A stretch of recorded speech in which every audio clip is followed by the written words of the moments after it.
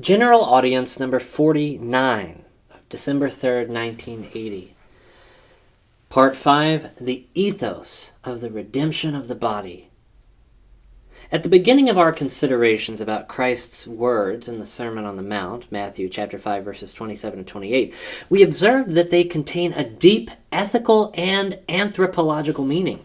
In this passage, Christ recalls the commandment, "You shall not commit adultery," and adds, "Whoever looks at a woman to desire her has already committed adultery with her or toward her in his heart."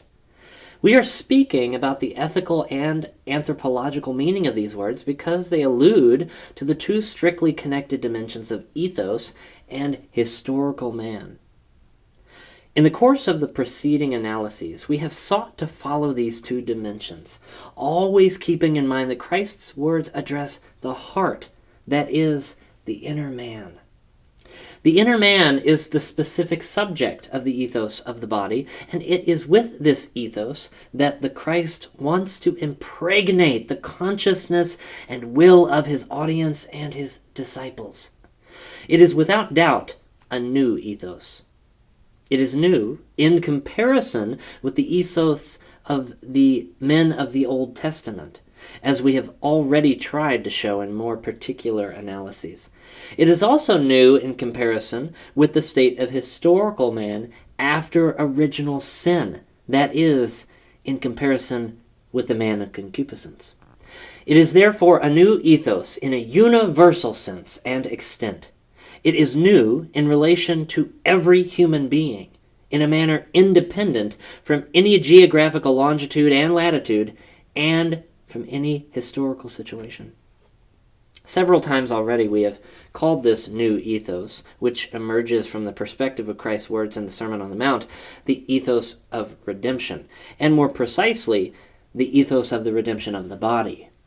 In this we followed St. Paul, who in Romans contrasts the slavery of corruption, chapter 8, verse 21, and the submission to transitoriness, chapter 8, verse 20, in which the whole creation has come to share because of sin, to the desire for the redemption of our bodies, chapter 8, verse 23. In this context, the apostle speaks about the groans of the whole creation, which cherishes the hope that it itself will be set free from the slavery of corruption to enter into the freedom of the glory of the children of God. Chapter 8, verses 20 and 21. In this way, St. Paul reveals the situation of all that is created, and in particular, that of man after sin. What is significant for this situation is the aspiration that tends, together with the new adoption as sons, chapter 8, verse 23, precisely toward the redemption of the body, presented as the end, as the eschatological and mature fruit of the mystery of the redemption of man and the world achieved by Christ.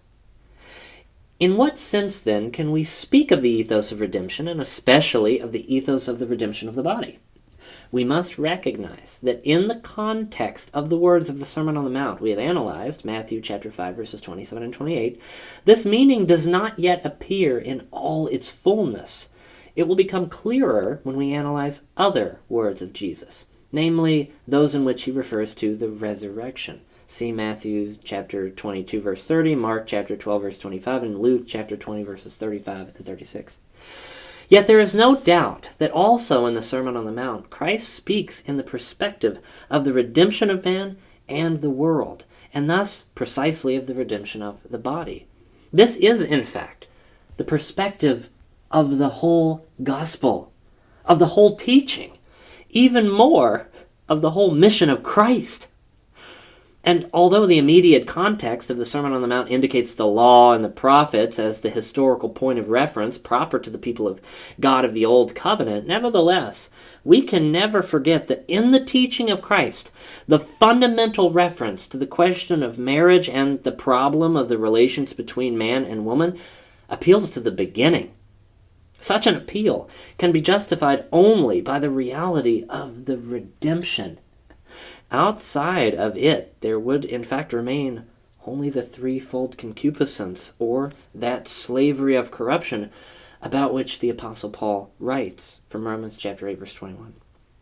Only the perspective of the redemption justifies the appeal to the beginning, or the perspective of the mystery of creation in the whole of Christ's teaching about the problems of marriage, of man and woman, and the reciprocal relation. The words of Matthew chapter 5, verse 27 and 28 adopt definitely the same theological perspective. In the Sermon on the Mount, Christ does not invite man to return to the state of original innocence, because humanity has left it irrevocably behind. But he calls him to find, on the foundation of the perennial and, one might say, indestructible meanings of what is human, the living forms of the new man. In this way, a connection is formed, even a continuity, between the beginning and the perspective of redemption. In the ethos of the redemption of the body, the original ethos of creation was to be taken up anew.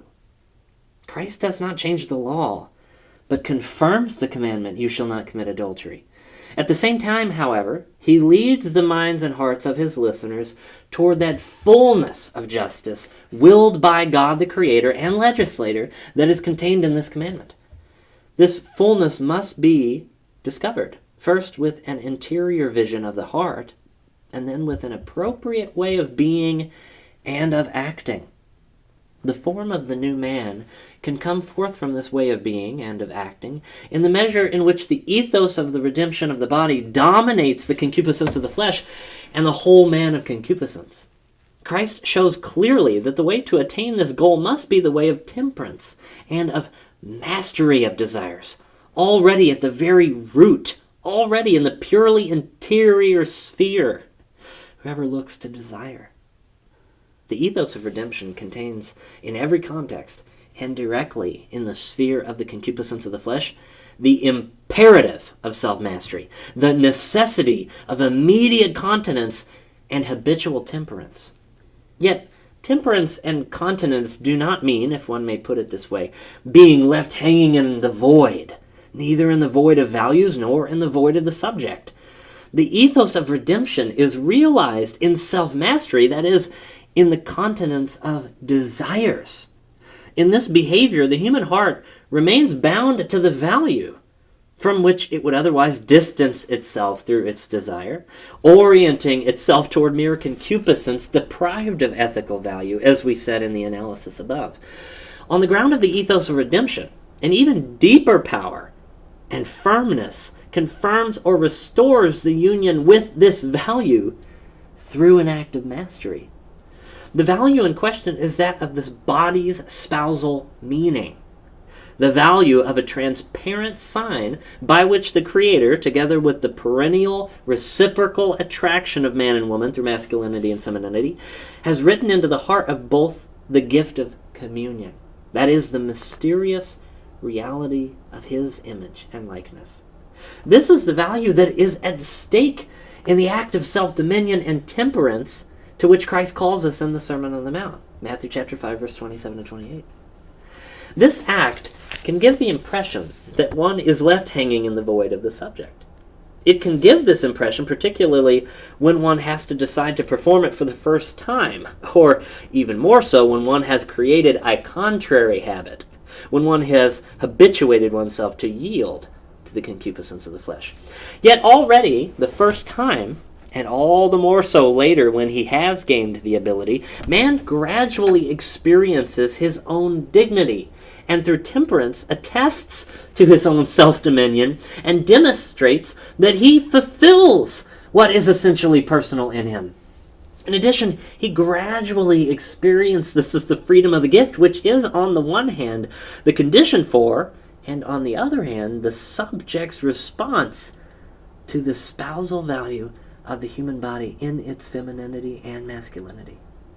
Thus, the ethos of the redemption of the body is realized through self-dominion, through temperance of the desires, when the human heart makes an alliance with this ethos, or rather when it confirms this alliance through its own integral subjectivity, when the person's deepest and yet most real possibilities and dispositions show themselves. when the deepest layers of his potentiality acquire a voice, layers that the concupiscence of the flesh would not allow to show themselves. These layers cannot emerge when the human heart is fixed in permanent suspicion, as is the case in Freudian hermeneutics. They also cannot manifest themselves if the Manichaean anti-value is dominant in consciousness. The ethos of redemption, by contrast, is based on a strict alliance with these layers. Further reflections will give us other proofs of this. Concluding our analyses of Christ's momentous statement according to Matthew chapter 5, verse 27 and 28, we see that in this statement, the human heart is above all the object of a call and not of an accusation. At the same time, we must admit that the awareness of sinfulness is not only a necessary point of departure in historical man, but also an indispensable condition of his aspiration to virtue, to purity of heart, to perfection. The ethos of the redemption of the body remains deeply rooted in the anthropological and axiological realism of Revelation. When he appeals in this case to the heart, Christ formulates his words in the most concrete way. Man, in fact, is unique and unrepeatable above all by reason of his heart, which is decisive for him from within. The category of heart is in some way the equivalent of personal subjectivity. The way of the call to purity of heart as expressed in the Sermon on the Mount is at any rate a reminiscence of original solitude, from which the male, was freed by opening to the other human being, to the woman. Purity of heart is explained in the end by the relation to the other subject, who is originally and perennially co-called. Purity is a requirement of love. It is the dimension of the inner truth of love in man's heart.